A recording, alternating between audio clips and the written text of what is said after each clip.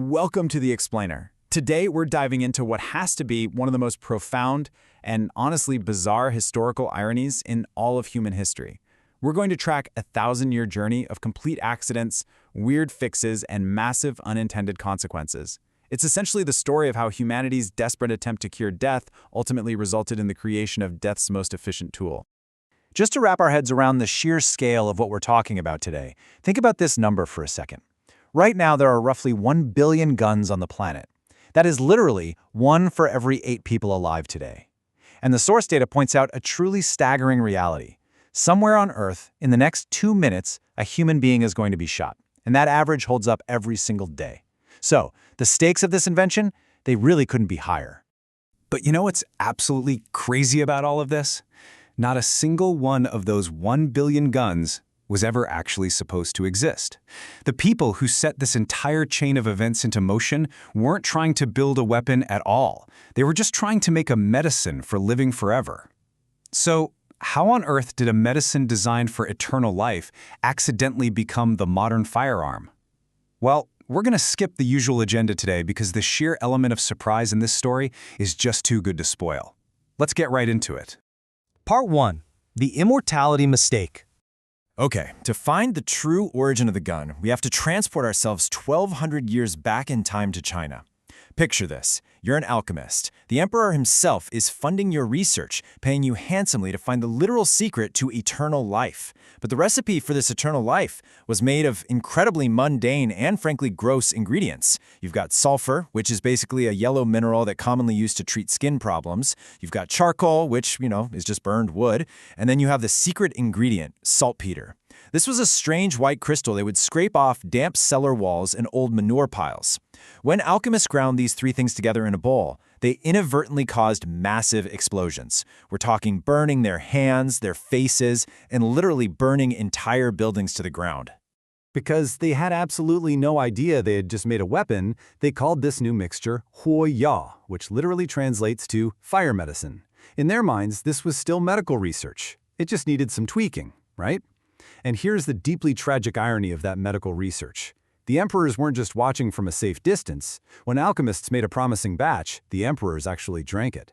These recipes were often loaded with highly toxic elements like mercury and arsenic, meaning several Chinese emperors were actually poisoned to death by their own immortality potions. Now, why did this specific mixture of fire medicine explode instead of just burning like a normal campfire? Well, it all comes down to some basic chemistry. A normal fire pulls oxygen from the air, which takes time. But saltpeter actually has oxygen locked inside the crystal itself, so when it ignites, it doesn't wait for air, it feeds itself. The whole batch burns instantly, releasing a massive cloud of hot gas. And if you trap that violently expanding gas inside tight walls, the pressure escapes through the weakest point. That right there is the underlying principle behind every single gun ever made. The alchemists didn't understand the chemistry, obviously. They just knew it was wildly powerful. Which brings us to Phase 2, from flame to projectile.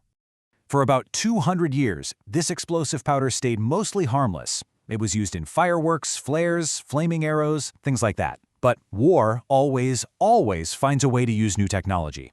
The military application arrived around the year 1132 AD at the siege of a Chinese city called Dian. Defenders on the city walls strapped bamboo tubes packed with fire medicine to the tips of their spears. When an enemy climbed up a ladder, the defender touched a flame to the fuse, and a roaring jet of fire poured straight into the attacker's face. They called it the fire lance. It was basically a one-shot flamethrower on a stick. For a few brief seconds, these soldiers were holding a literal dragon in their hands. Now, here is the accident inside the accident. To make that jet of flame even nastier, soldiers started packing literal junk into those bamboo tubes. Broken porcelain, scrap iron, small stones. After the battles, people started looking at the wounds and noticed something completely unexpected. The flame only reached a few feet, but the junk, it flew way farther, and it punched deep into bodies. The garbage was doing a lot more killing than the actual fire. So over the following decades, the entire point of the weapon flipped. The flame stopped being the goal, and the projectile took over. Nobody sat in a lab and engineered the bullet. It was literally born from trash.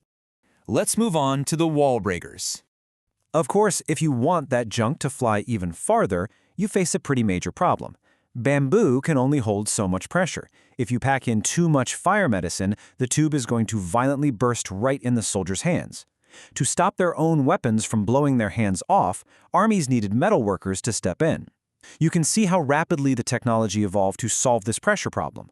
We go from the very first written warnings of alchemists blowing up their workshops in 850 AD to the bamboo fire lance in 1132 AD, all the way to 1288 AD. By 1288, metal workers in northern China had cast a tube entirely out of bronze. The moment that tube became metal, it stopped being a spear and officially became a gun. That 1288 bronze hand cannon is the true, direct ancestor of every modern pistol, rifle, and musket. As gunpowder traveled with the Mongol Empire across Asia and eventually into Europe, the technology went in one very specific direction. It got massively bigger. Europe had a huge problem with giant stone walls protecting its cities. Just contrast that small 3.5-kilogram bronze hand cannon from China with what a Hungarian engineer named Orban built in 1453. He cast a bronze monster that was over 8 meters long and had to be dragged by 60 oxen. It fired stone balls heavier than 3 grown men. That massive cannon absolutely hammered the 1,000-year-old walls of Constantinople until they completely collapsed. Next up, solving the weather problem. Giant cannons were amazing for destroying cities, but you can't exactly carry a cannon into a field battle. Gunsmiths had to shrink the tube back down to a size that an individual soldier could hold. But this created a glaring, almost comical flaw.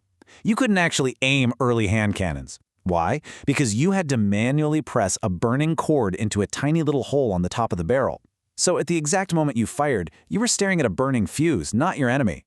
So in the 1400s, we get the matchlock. A mechanical lever held the burning cord for you. You pull a trigger, the lever swings down, and the cord touches the powder. Finally, soldiers could hold the weapon with both hands and look right at their target. But there was a new problem. Soldiers were walking around in the pouring rain with an open flame right next to bags of gunpowder on their belts. Rain completely killed the weapon. Gunsmiths realized the gun itself worked great, but that open fire was the Achilles heel. Look at how they tried to fix this. Around 1500, they invented the wheelock. It worked exactly like a modern cigarette lighter. A little steel wheel spun against a rock to make sparks. It was absolutely brilliant, but it was so complex and wildly expensive that only rich nobles could afford it. Normal armies definitely couldn't. Then in 1610, a French gunmaker named Marion Le Bourgeois invented the flintlock. It was embarrassingly simple. A spring-loaded arm held a piece of flint that snapped forward, scraped some steel, and showered sparks right into the powder. It was cheap, it was rugged, it was reliable, and it became the absolute standard weapon for the entire world for the next 200 years. And this brilliantly highlights the next major bottleneck. For 200 years, the flintlock completely ruled, but it had one agonizing weakness: the reloading process. Imagine this. A soldier had to stand up, pour powder down the barrel, ram a lead ball down with a rod, prime the pan, and pull back the arm. Under the extreme, terrifying pressure of combat, this took a highly trained soldier about 20 seconds. 20 seconds of standing completely defenseless while the enemy charged at you with bayonets. This is exactly why old battles featured men standing helplessly in long, rigid lines. They weren't being foolish. They were simply surviving by firing in rotating volleys to cover those 20 deadly seconds of reloading. So, who fixed this? That brings us to a duck hunter's solution. Seriously, who solved this massive military vulnerability? The completely unexpected hero of modern firearms turned out to be a frustrated Scottish church minister named Alexander Forsyth. Forsyth was an avid duck hunter, but his trusted flintlock kept betraying him out in the marshes.